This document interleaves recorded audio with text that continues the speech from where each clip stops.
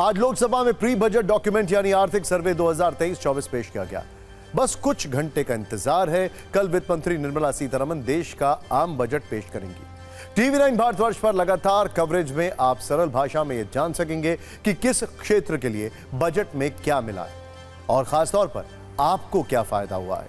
आज आर्थिक सर्वे में अनुमान लगाया गया है कि अगले वित्त वर्ष में विकास दर 6.5% से 7% तक रह सकती है। आज संसद में नीट परीक्षा विवाद पर राजनीतिक कलेश देखने को मिला। राहुल गांधी ने आज देश के पूरे परीक्षा सिस्टम को ही फ्रॉड बता दिया। तो इसके जवाब में शिक्षा मंत्री धर्मेंद्र प्रधान ने कहा कि चिल्लाने से झूठ कभी सच नहीं बन जाता। संसद में परीक्षा पर इस तीखी चर्चा की वीडियो रील अवश्य देखेगा। नीट परीक्षा विवाद पर सुप्रीम कोर्ट में भी सुनवाई हुई। सुप्रीम कोर्ट ने इसे गंभीरता से लेते हुए नीट के विवादित सवाल की जांच के आदेश दिए हैं।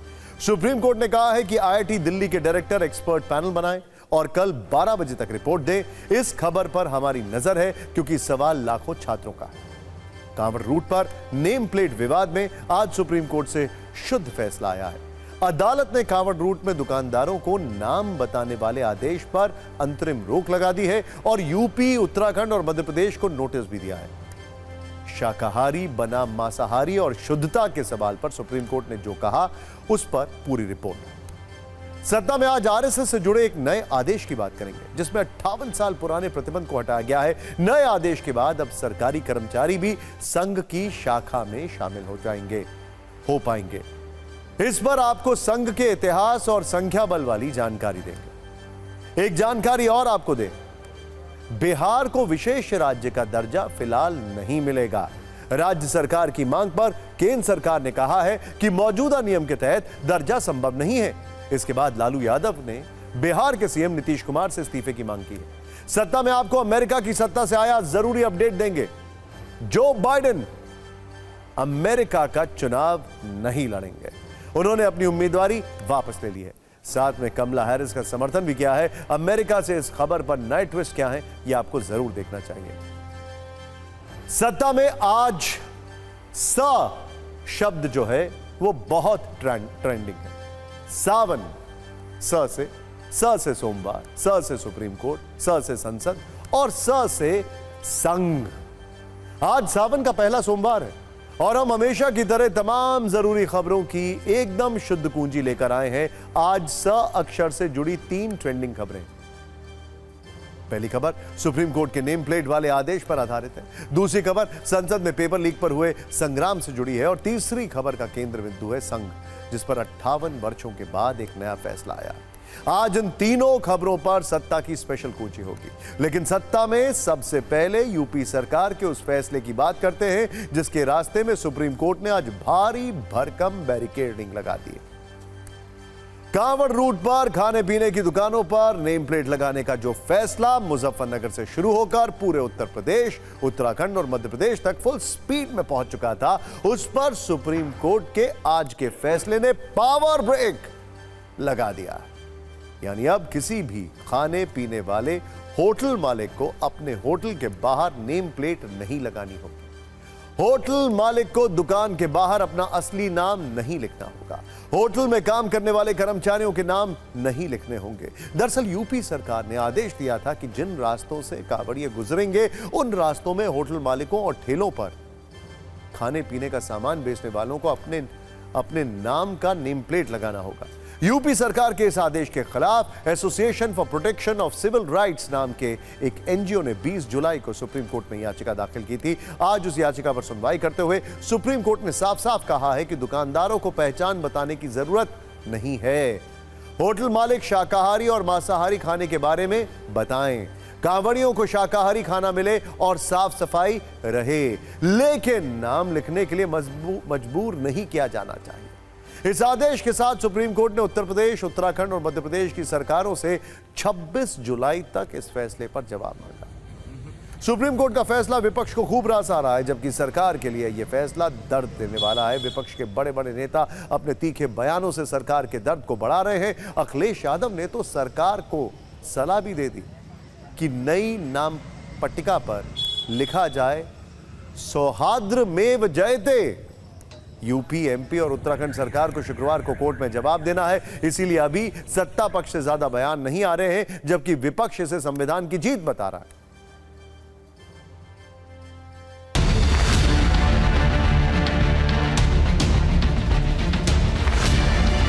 मैंने कहा था कि सुप्रीम कोर्ट स्वयं इस बात को संज्ञान में ले और ऐसे कार्रवाई को रोके।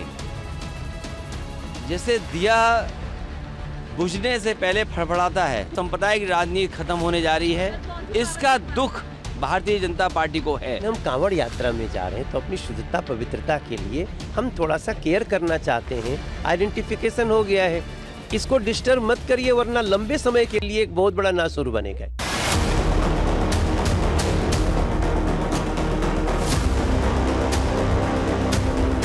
माननीय उच्चतम न्यायालय का एक बार फिर से बहुत शुक्रिया अदा करता हूं, जिसने ये बता दिया कि ये देश संविधान से चलेगा, किसी ऐसे सरकारी फरमान से नहीं चलेगा जो समाज को, देश को बांटने की कोई कोशिश कर रहा हो। मुझे इसमें कहीं कोई प्रॉब्लम नहीं दिखाई देती। जिसको जो जा रहा है, जिसको कोई सामान लेना है या खाना खाना है या जो भी करना है, उसकी अपनी चॉइस होती है कि उसको किसके यहाँ खाना खाना है ना, उसे पता होना चाहिए। There is nothing wrong in it.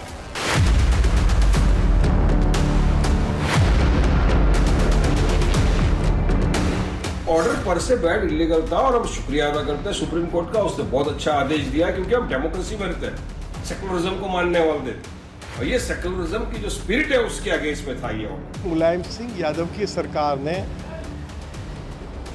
कानून में ऐसे प्रावधान किए थे और जो मुलायम सिंह जी की सरकार ने जो व्यवस्था की थी उसी को उत्तर प्रदेश में योगी जी की सरकार ने आगे बढ़ाया है।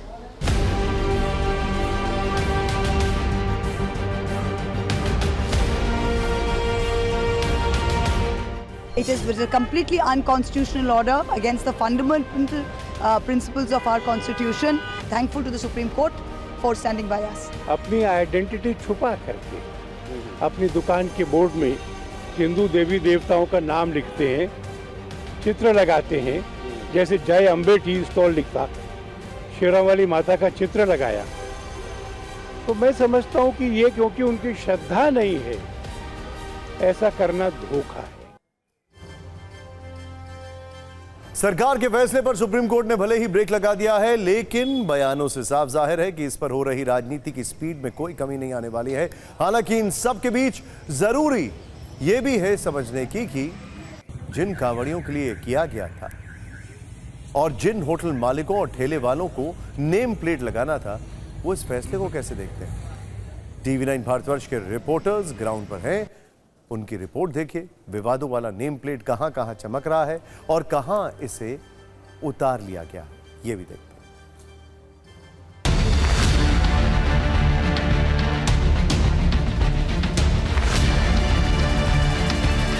इस वक्त निसार की दुकान पर हम लोग मौजूद हैं और यहाँ पर निसार का पहले नाम लिखा हुआ था, लेकिन अब यहाँ पर नाम लिखा हुआ नहीं नज़र आ रहा है। सीधे निसार से बातचीत करते हैं। निसार जी, जब सुप्रीम कोर्ट ने अब अंतरिम रोक लगाई है, क्या उसके बाद आपने ये नाम का जो लिखा था वो हटा लिया है? जी हाँ, ये भी हटाया है। सुप्रीम कोर्ट के आदेश से ही हटाया है जी। क्या पहले कोई दिक्कत आ रही थी जब नाम लिखा था आपने? बस पहले दिक्कत क्या आती थी, दुकानदारी का उनको फ़र्क पड़ रहा था, लेकिन वो जो है सही है था, पहले भी इतना नहीं फ़र्क पड़ रहा था, बिक रहा था सब।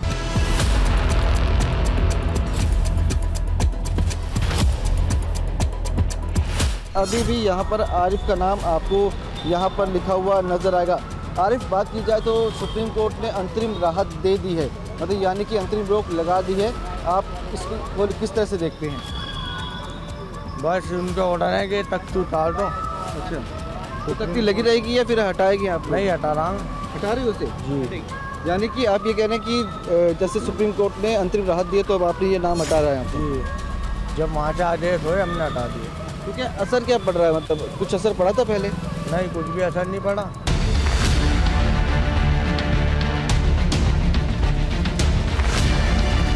यहाँ पर जब हम लोग पहले आए थे तो यहाँ पर बाकायदा उनका नाम लिखा हुआ था, शाह आलम यहाँ पे लिखा हुआ था। अब यहाँ पे वो नाम लिखा हुआ नज़र नहीं आ रहा। ये सुप्रीम कोर्ट की सहमति से ही है। हाँ, दुकानदारी पे देखो बहुत असर था इससे। देखिए, जो स्थानीय लोग हैं वो तो आते हैं, लेकिन जो चलते फिरते लोग हैं वो ज़रा परहेज कर रहे थे इस मामले से।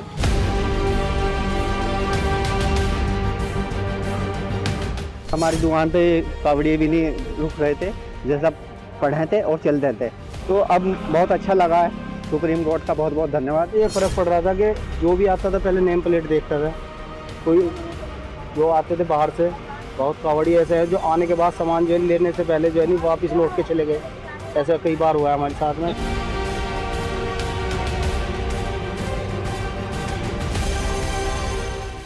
का फैसला तो मानना पड़ेगा।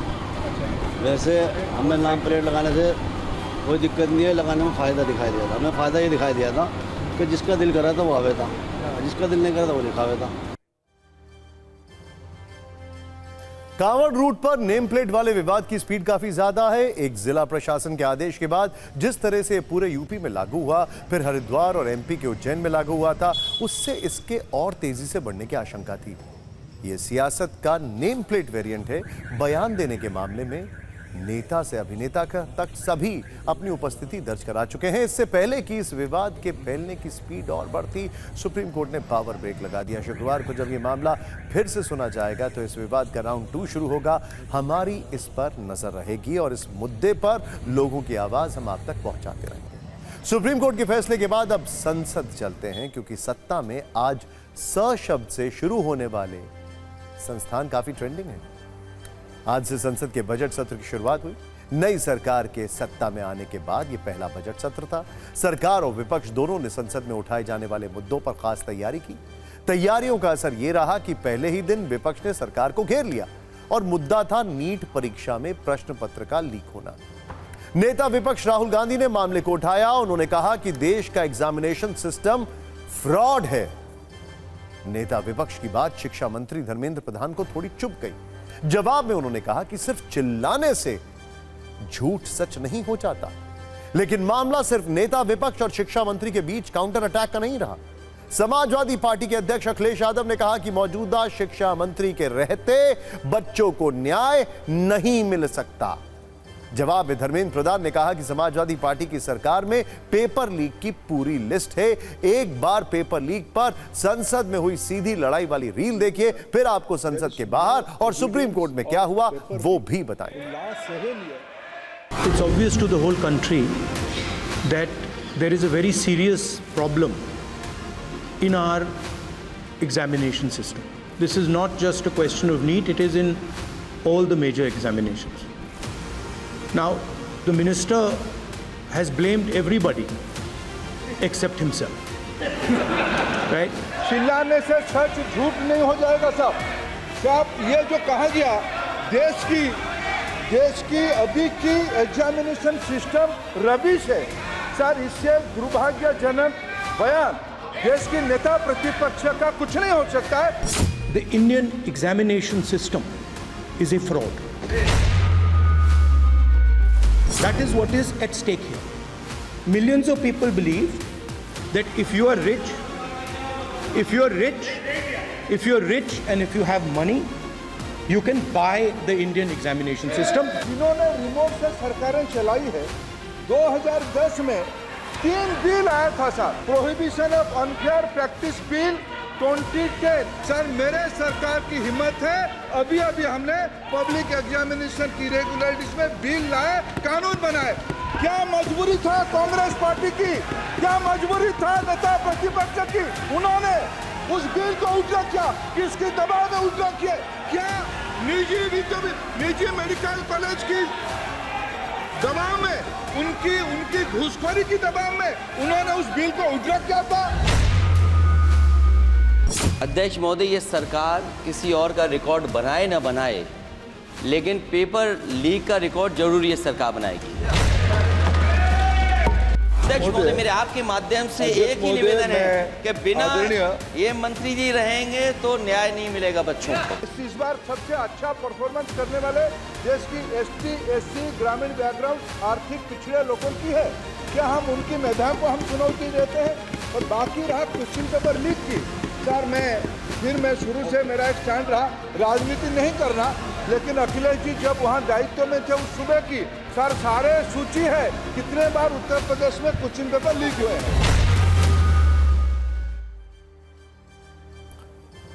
पेपर लीक पर संसद में हुई गर्मा गर्म बहस का असर बाहर भी देखा गया। बाहर भी विपक्ष ने तीखे हमले किए। वैसे तो दिल्ली में आज बारिश हो रही थी, मौसम भी ठंडा ही था। बारिश के कारण नेताओं को थोड़ी असुविधा भी हुई। इस पर अखिलेश यादव ने चुटकी ली और कहा कि ये कैसी सरकार है जो बारिश से भी नहीं बचा सकती। यानी परीक्षा से लेकर मौसम तक हर बात पर कटाक्ष किए जा रहे थे।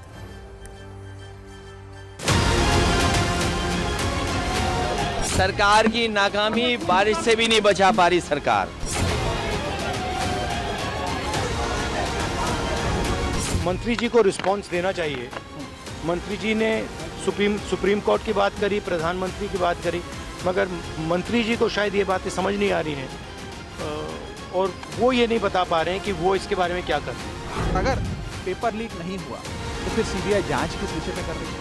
अगर पेपर लीक नहीं हुआ तो सीबीआई गिरफ्तारियां किस विषय पे कर रही है? अगर पेपर लीक नहीं हुआ तो सुप्रीम कोर्ट कौन से विषय का संज्ञान लेकर सरकार से रोज गंभीर सवाल पूछ रहा है? नरेंद्र मोदी जी के सरकार में कोई भी भ्रष्टाचारी या पेपर लीक का अपराधी वो बच नहीं सकता, ये हम आपको विश्वास दिलाते। जांच होनी चाहिए। साहब को मालूम है कि लोगों का अरेस्ट भी हो रहा है, तो अगर कुछ लीक नहीं हो तो क्यों अरेस्ट करें लोगों को? प्रश्न है, दाल में कुछ तो काला है ना इसमें। धर्मेंद्र प्रधान जी ने जो सही जानकारी हो मतलब पूरे देश को और लोकसभा को दी है और ऐसा पेपर कोई लीक नहीं हुआ है। इन बयानों से पहले पीएम मोदी ने संसद के अंदर विपक्ष के आचरण पर सवाल उठाए थे। सत्र शुरू होने से ठीक पहले मीडिया को संबोधित करते हुए पीएम मोदी ने पिछले सत्र में उनके भाषण के बीच में हंगामा करने का मुद्दा उठाया और कहा कि विपक्ष प्रधानमंत्री की आवाज दबाने में लगा रहता है, जो कि ठीक नहीं है।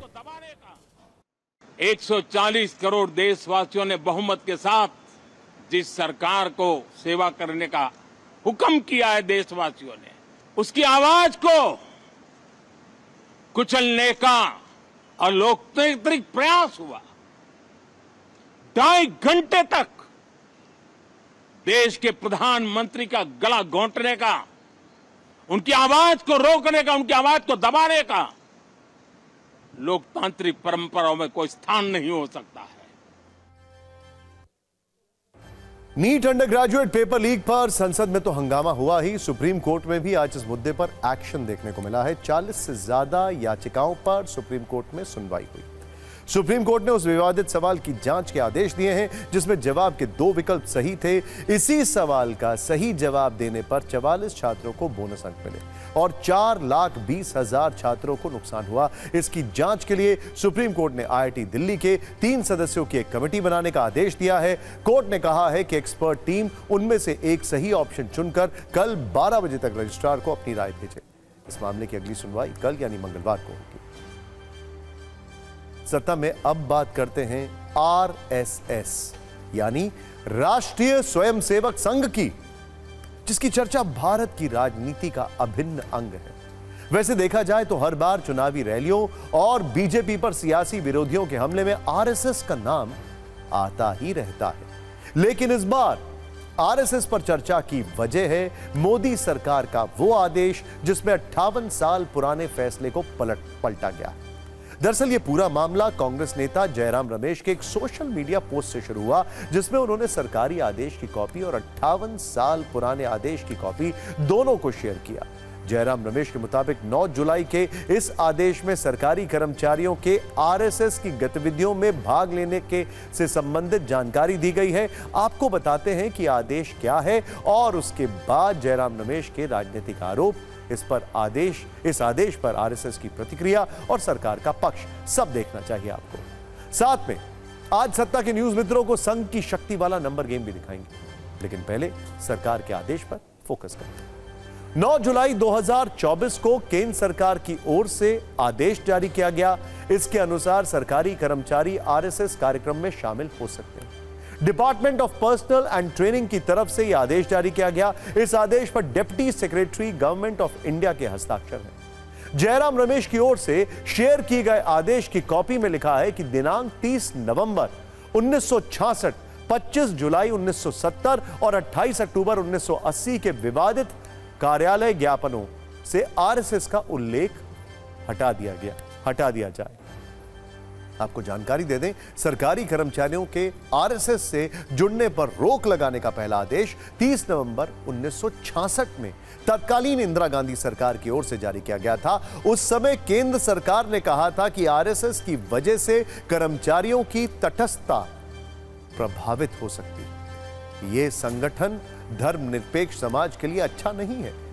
सिर्फ यही नहीं, केंद्र सरकार ने आदेश में सिविल सेवा आचरण नियम 1964 का हवाला देते हुए यह प्रतिबंध लगाया था। इसके बाद देश में जब जनता पार्टी की सरकार साल 1977 में बनी तो इस प्रतिबंध को हटा दिया गया था।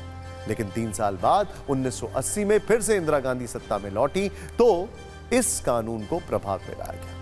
उस वक्त से अब तक यह कानून सभी कर्मचारियों पर लागू था। अब 58 साल बाद मोदी सरकार ने आरएसएस से जुड़ा यह प्रतिबंध हटाया। सरकार के इस फैसले का आरएसएस ने स्वागत किया है। राष्ट्रीय स्वयंसेवक संघ के अखिल भारतीय प्रचार प्रमुख सुनील अंबेकर ने कहा है कि सरकार का निर्णय समुचित है। उन्होंने यह भी कहा है कि यह लोकतांत्रिक व्यवस्था को पुष्ट करने वाला आदेश है। हालांकि कांग्रेस नेता जयराम रमेश ने आरएसएस के बहाने सरकार पर कटाक्ष करते हुए कहा कि आरएसएस की गतिविधियों में सरकारी कर्मचारियों के जाने पर प्रतिबंध का निर्णय सही था और यह अटल बिहारी वाजपेयी के कार्यकाल के दौरान भी लागू था। सिर्फ कांग्रेस के नेता ही नहीं बल्कि दूसरे सियासी विरोधी भी बीजेपी पर आरएसएस के बहाने व्यंग कर रहे हैं। व्यंगकारों में एआईएमआईएम के अध्यक्ष असदुद्दीन ओवैसी भी हैं। नमस्ते सदा वत्सले मातृभूमि। और ये तो बड़े सेंसिटिव चीज है कि अगर अधिकारी सेंसिटिव पोस्ट पर जाएगा और उसका व्यवहार आचरण किसी संस्था से या पॉलिटिकल पार्टी के माध्यम से उसका किया जाएगा, वो तो हम उत्तर प्रदेश में देख ही रहे हैं, हर दिन देख रहे हैं। और राष्ट्रीय स्वयंसेवक संघ जो एक देशभक्त संस्था है, जो एक सांस्कृतिक संस्था है, जिसका हर स्वयंसेवक देशभक्ति से ओतप्रोत रहता है, उस संस्था में कोई भी व्यक्ति भाग ले उसका स्वागत होना चाहिए। पहले वाला आदेश तो आना ही नहीं चाहिए था। इमरजेंसी के समय में भी राष्ट्रीय स्वयंसेवक संघ सांस्कृतिक संगठन है, देशभक्तों का संगठन है, चरित्र निर्माण करने वालों का है, अदालत में सिद्ध हुआ है। तो ये मैं समझता हूँ ये बिल्कुल गलत है, क्योंकि आरएसएस का जो मेंबर का ओथ होता है, पहले तो मराठी में था, बाद में उन्होंने उसको संस्कृत में किया, फिर थोड़ा अमेंडमेंट्स किए। वो ओथ आपको कहता है कि वो भारत की डाइवर्सिटी को, प्लुरलिज्म को नहीं मानते, वो तो हिंदू राष्ट्र के ऊपर कसम खाते हैं। तो जो हिंदू राष्ट्र के ऊपर कसम खाता वो तो इंडियन नेशनलिज्म के खिलाफ बात कर रहा है।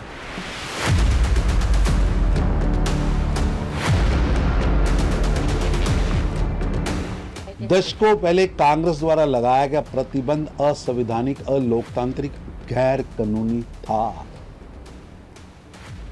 अब बैन उठाना स्वागत योग्य कदम है। नरेंद्र मोदी जी की सरकार 10 साल से ये रूल को बदला नहीं, तो अब क्यों बदल रहे हैं? इसका मतलब क्या है कि सरकारी लोग को कुछ और लॉयल्टी के साथ काम करना है या सिर्फ देश के लिए काम करना है? मंगले पुण्य भूमे त्वदर्थे महामंगले पुण्य भूमे।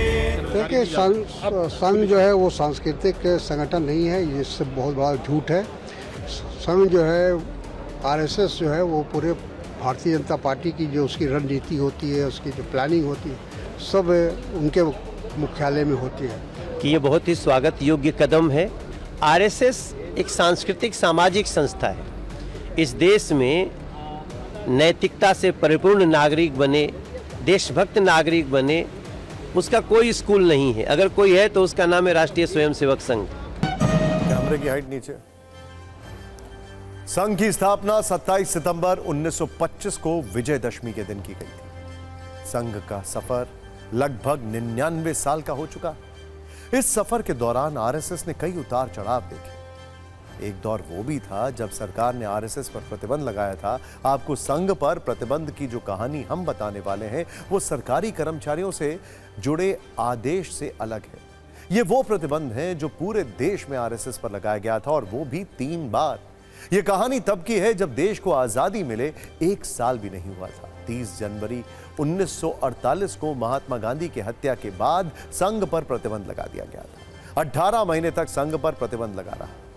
यह प्रतिबंध 11 जुलाई 1949 को उस वक्त हटा जब देश के तत्कालीन गृह मंत्री सरदार वल्लभ भाई पटेल की शर्तें तत्कालीन संघ प्रमुख माधव राव सदाशिव गोलवरकर ने मान ली थी। यह प्रतिबंध इन शर्तों के साथ हटा कि संघ अपना संविधान बनाए और उसे प्रकाशित करे, जिसमें संगठन के चुनाव की खास अहमियत होगी और लोकतांत्रिक व्यवस्था के तहत संगठन का चुनाव होगा। इसके साथ ही आरएसएस देश की राजनीतिक गतिविधियों से पूरी तरह से दूरी बनाकर रखेगा। आरएसएस पर दूसरी बार प्रतिबंध इमरजेंसी के दौर में लगा। इंदिरा गांधी ने साल 1975 में जब देश में इमरजेंसी लगाई तो आरएसएस ने इसका विरोध किया था। इसके चलते संघ के लोगों को बड़ी संख्या में जेल जाना पड़ा। इस दौरान संघ पर 2 साल तक पाबंदी लगी रही। इमरजेंसी के बाद जब चुनाव की घोषणा हुई तो जनसंघ का जनता पार्टी में विलय हो गया। इसके बाद साल 1977 में जनता पार्टी सत्ता में आई, तब जाकर संघ पर लगा प्रतिबंध हटाया गया। आरएसएस पर तीसरी बार प्रतिबंध 1992 में लगा। अयोध्या में विवादित ढांचे को गिराए जाने के बाद भी आरएसएस पर आरोप लगाए गए। उस समय तत्कालीन प्रधानमंत्री पीवी नरसिंह राव ने आरएसएस पर भी प्रतिबंध लगाया था और फिर 4 जून 1993 को सरकार ने आरएसएस पर से प्रतिबंध हटा दिया। और आरएसएस की बात हो रही है तो संघ की संख्या बल भी संक्षिप्त में आपको बता देते हैं। आरएसएस 99 साल पुराना संगठन है। साल 2021 तक 90 लाख से ज्यादा लोग इस संगठन से जुड़े हुए हैं। देश में 55,000 से ज्यादा जगहों पर शाखाएं लगती और दुनिया के 35 देशों में आरएसएस का नेटवर्क है। 2010 के बाद आरएसएस की शाखाओं में 50% से भी अधिक वृद्धि हुई है। और अब एक खबर जो सीधे आपसे जुड़ी है। संभव है कि आप अपने दफ्तरों से घर आ गए होंगे। कुछ ऐसे लोग होंगे जिन्होंने आज 8 घंटे काम किया होगा और कुछ ऐसे होंगे जिन्होंने 9 घंटे काम किया होगा, क्योंकि भारत में श्रम कानून के हिसाब से एक दिन में औसतन 8 से 9 घंटे काम करने का नियम है। लेकिन सोचिए कोई आपसे यह कह दे कि आपको एक दिन में 14 घंटे काम करना है, तो आपकी क्या हालत होगी। ये कोई अनुमान नहीं है, बल्कि सचमुच ऐसा विचार हो रहा है। कर्नाटक की कुछ आईटी कंपनियां चाहती हैं कि उनके कर्मचारी एक दिन में 14 घंटे काम करें। कर्नाटक में आईटी कंपनियों ने सरकार को प्रस्ताव भेजा है। कर्मचारियों के काम के घंटे 10 से बढ़ाकर 14 घंटे प्रतिदिन करने की मांग की है। आईटी कंपनियों के प्रस्ताव में कहा गया है कि 12 घंटे सामान्य ड्यूटी हो और 2 घंटे ओवरटाइम के हो। सूत्रों के मुताबिक कर्नाटक सरकार Karnataka shops and commercial establishment act 1961 में संशोधन करने पर विचार कर रही है। हालांकि सरकार ने इस पर अभी कोई फैसला नहीं लिया है।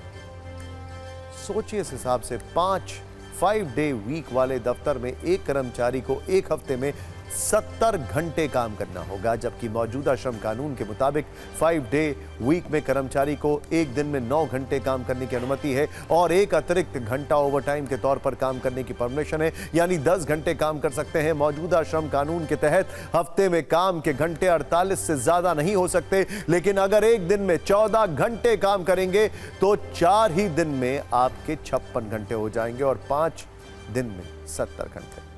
आईटी कंपनियों के 14 घंटे काम वाले प्रस्ताव का विरोध हो रहा है। कर्नाटक राज्य आईटी कर्मचारी यूनियन इसके खिलाफ प्रदर्शन कर रहा है। यूनियन का कहना है कि इस संशोधन से कंपनियां वर्तमान में मौजूदा 3 शिफ्ट के सिस्टम के बजाय 2 शिफ्ट में काम करवा सकेंगी और ऐसा करने पर 1/3 कर्मचारियों की नौकरी पर संकट आ सकता है। कर्मचारी संघ ने आरोप लगाया है कि राज्य सरकार कर्मचारियों को इंसान न मानकर कॉर्पोरेट के मुनाफे को बढ़ाने की मशीन समझती है।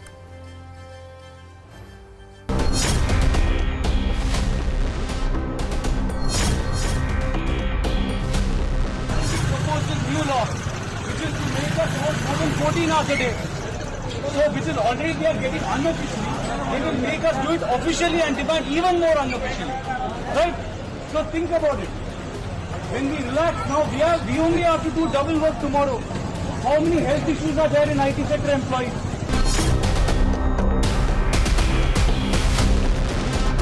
ಅಲ್ಲಿ ಹೇಳೋದಂತ ಹೇಳಿದ್ರೆ 55% ಜನ ಈಗಾಗಲೇ ಇದು ಮೆಂಟಲ್ ಹೆಲ್ತ್ ಇಶ್ಯೂಸಿಂದ ಬದುಕ್ತಿದ್ದಾರೆ. ಸಚ್ ಎ ಡಿಪ್ರೆಷನ್ ಒಂದು ಎಕ್ಸಾಂಪಲ್. ಸೊ 55% ಈಗಾಗಲೇ IT ಎಂಪ್ಲಾಯೀಸ್ ಈಗದ ಕರೆಂಟ್ ವರ್ಕ್ ಪ್ರೆಷರಲ್ಲಿ ಇದು ಡಿಪ್ರೆಷನ್ ಬರುತ್ತಿದೆ. There was a bill that was brought in last time by the Labour Department. We'll have a look at it and we'll... increasing working hours for 14 hours. No, there's a misconception about the bill. Let it come for discussion. कंपनियां 14 घंटे काम का formula तो ला रही हैं, लेकिन WHO और ILO की एक स्टडी के मुताबिक हफ्ते में 55 घंटे से ज्यादा काम करने से दिल की बीमारी और स्ट्रोक का खतरा बढ़ जाता है और कई घंटे या लंबे समय तक काम करने से मेंटल हेल्थ यानी मानसिक स्वास्थ्य पर खराब असर पड़ता है। काम की गुणवत्ता कम होती है, तनाव बढ़ता है, अच्छी नींद नहीं आती। हमने इस पर हेल्थ एक्सपर्ट से भी कुछ सवाल पूछे, सुनिए उन्होंने क्या कहा।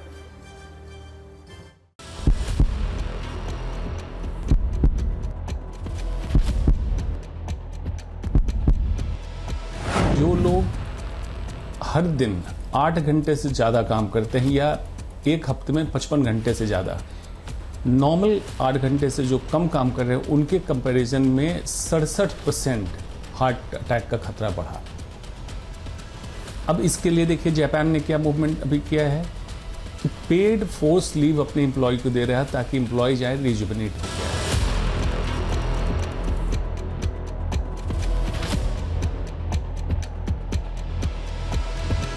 इसके पीछे की वजह क्या है? Psychological stress. कॉर्टिसोल एक हार्मोन होता है जो बॉडी में जब पीक मारता है तो मोटापा बढ़ता है, टाइप 2 डायबिटीज, और इसके साथ साथ लैक ऑफ फिजिकल एक्टिविटी और अल्ट्रा प्रोसेस फूड। जो ज़्यादा काम करते हैं आमतौर पे देखा गया कि वो लोग ultra process food, packed food खाते हैं। तो रिएक्टिव ऑक्सीजन स्पीसीज एक बॉडी में प्रोडक्ट बनता है जिसके कारण लंबे समय के बाद कैंसर का भी खतरा बनता है। तो हार्ट डिजीज, स्ट्रोक और कैंसर का खतरा बढ़ता है।